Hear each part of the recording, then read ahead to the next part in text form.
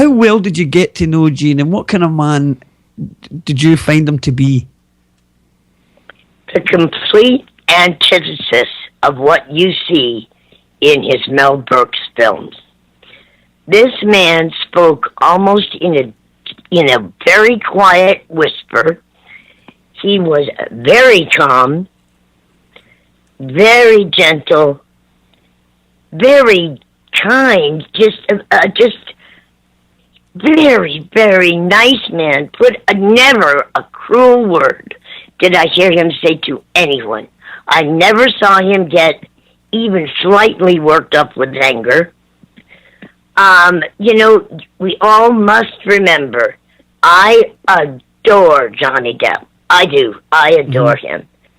And he did try to play a different Wonka, who came off, in my opinion, a little harsh. Gene Wilder took some pieces of paper. They generally call them a script. He took some pieces of paper and he created an iconic character that we all adored. We loved him. To have been able to have taken that crazy man, it could have gone so wrong. It could have been, he could have ended up looking very cruel with me going to the juicing room and some of the things he said. However, he didn't. When he gave Charlie that factory and I saw the film, I truly cried because he was so thrilled to give it to Charlie. And he had such a big heart. And that was Gene Wilder. He's such an incredible man, and he brought so much to the movie himself, didn't he? I mean, for instance, I've read that the very first scene where you see Wonka, where he comes out of the house and he does the forward roll, and that was all his idea. Oh yeah, he insisted on it, otherwise he wouldn't have done the role. But throughout the entire film, some of his throwaways, that he says under his breath, candy is dandy, but liquor is quicker. Those were throwaways. But the adults get them. The kids don't. It goes right over their head. They're ready for the next colorful candy scene. But the adults get it, and it continues to live on. It's such a simple motto. Good things happen to good people. Bad things happen to bad people. And Gene was so kind to all of us. He was like the Pied Piper. We all wanted to follow him everywhere. And he never, ever had a bad word to say to any of us. He would sit by himself near a mushroom in the chocolate room and just think and not be talking to anyone. And if you would go up and say something to him, he would very softly, almost in a whisper, answer you with a smile. He had a wonderful sense of humor. But I have worked with big actors. I really have. Gig Young and Henry Fonda. I've worked with some large, celebrities. And Gene had to have been one of the most complicated people, because I never saw Mel Brooks's Gene until the Wonkatania, and no acting involved. My mouth hit the ground, and I'm like, holy moly! But he made that. He created that. It wasn't a script. It was him.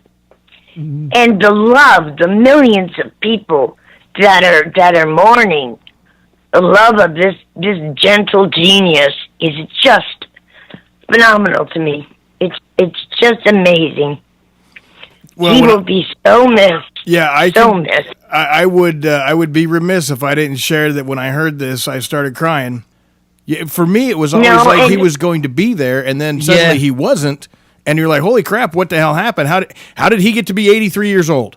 I posted on Twitter a beautiful interview with Mel Brooks, who said him and Gene had been friends close friends for years, and he knew he was ill. But when he passed, it struck him as if he never had a clue that Gene was sick. But he did. And it doesn't matter how, if you're aware that someone is ill and is inevitably going to die, or goes quickly, like in a car accident.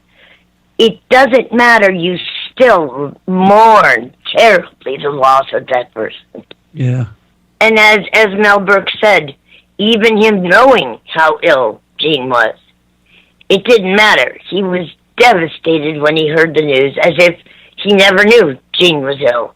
Now, I saw a photo in, I believe it was People, a few months ago. He was going to the U.S. Open, and I saw him in the photo, and it didn't look like he would be with us much longer, and it was very sad.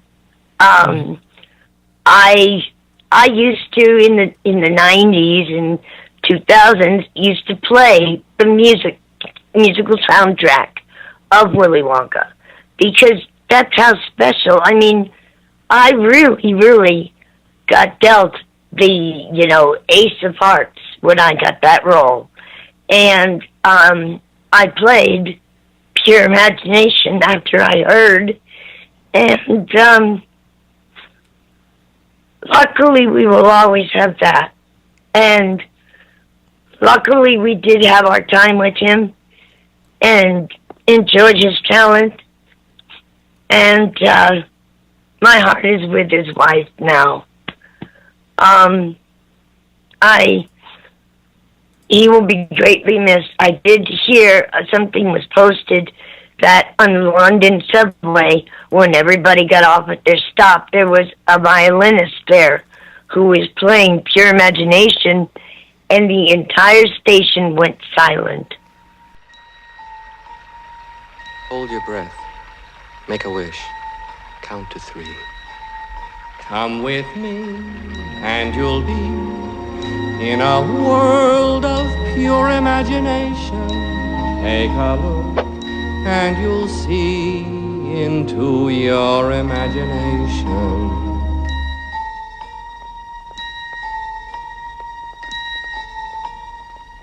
We'll begin with a spin, traveling in the world of my creation. What we'll see will defy explanation.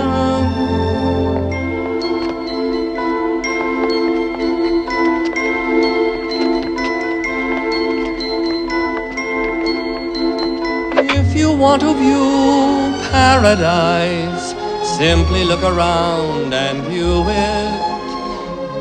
Anything you want to do it. Want to change the world, there's nothing to it.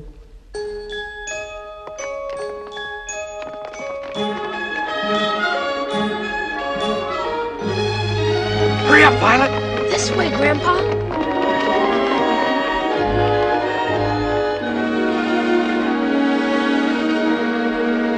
There's no life I know to compare with pure imagination. Living there you'll be free if you truly wish to be.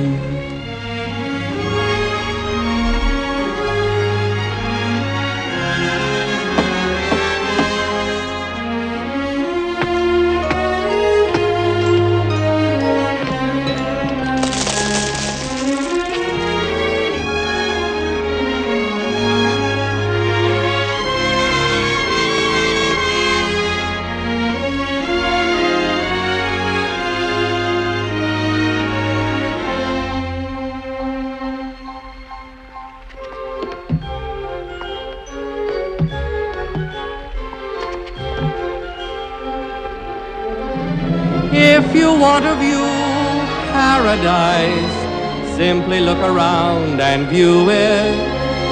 Anything you want to do it. Want to change the world, there's nothing to it.